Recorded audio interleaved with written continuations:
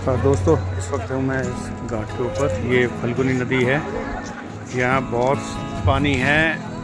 ये डैम बनाया हुआ है ताकि श्रद्धालु यहाँ पर स्नान कर सके, चीज़ें कर सकें। बट यहाँ पानी कभी नहीं होता क्योंकि इस नदी को श्राप मिला हुआ है कि कभी इस नदी में पानी ना हो, हमेशा सूखा रहता है। अब यहाँ लोग अपना पूजा पाठ कर रहे हैं। कल और आज 2 दिन पूजा पाठ का बहुत अपने पितरों के लिए, पिंडदान के लिए।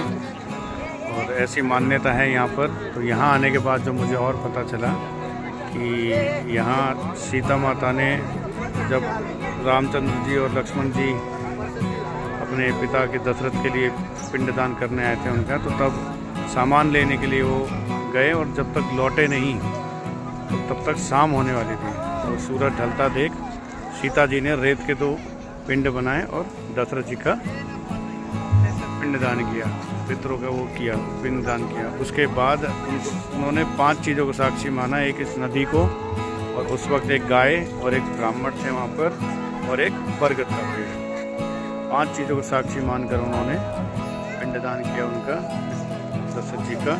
लेकिन जब रामचंद्र जी लौटे, 4 चीज़ें मुकर 4 लोगों ने झूठ बोला और एक बरगद के पेड़ ने सच बोला कि हाँ हमने देखा, उन्होंने किया है। तो बरगद को ये आशीर्वाद मिला था कि तू हमेशा सदा हरा भरा रहेगा, कभी तेरे पत्ते सूखेंगे नहीं और तेरी पूजा होगी। तो आज होता भी ऐसा ही है, बरगद के पेड़ कभी भी आपको सूखा हुआ नहीं दिखेगा और उसकी पूजा हमेशा की जाती है।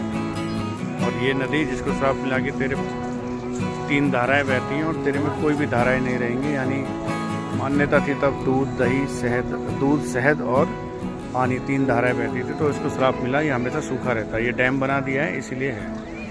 और इसी तरीके से गाय को भी श्राप मिला कि तेरी पूंछ की पूजा होगी, तेरी पूजा नहीं होगी। आज होता भी है, हम गाय से ज़्यादा गाय की पूंछ की पूजा करते हैं।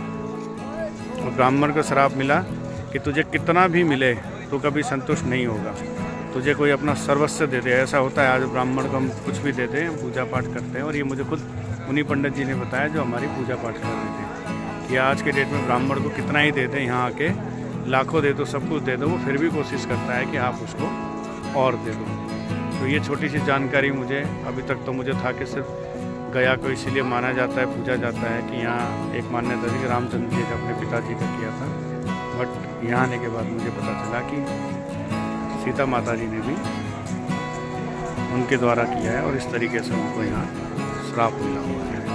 तो किसी को भी अपने पितरों के लिए कुछ करना हो तो यहाँ आकर करते हैं और यहाँ से उनको मोक्ष की प्राप्ति होती है और उनको, उनकी आत्मा को शांति मिलती है और वो हमेशा के लिए स्वर्ग के लिए चले जाते हैं और विष्णु जी के चरण में चले जाते हैं। तो हम भी इसी मकसद से आए थे, पूजा पाठ कर लिया, अब वापिस चलते हैं। धन्यवाद।